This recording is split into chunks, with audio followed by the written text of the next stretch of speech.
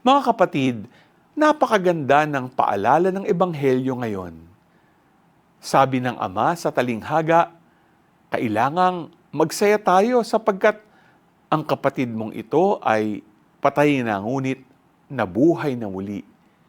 Nawala ngunit muling natagpuan. Ganyan ang puso ng Diyos. Puspos ng awa at habag. Kahit gaano tayo kalayo, kahit ilang beses pa tayong nagkamali, hindi siya napapagod magmahal.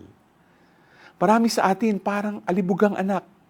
Lumayo, nakalimot, naligaw. Pero ang Ama, laging bukas ang pinto.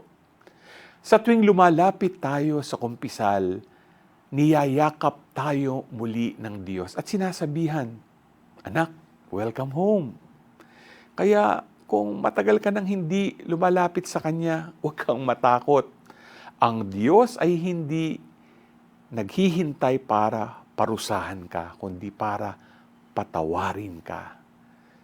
Kaya handa ka bang magpayakap sa awa ng Diyos? G ka ba?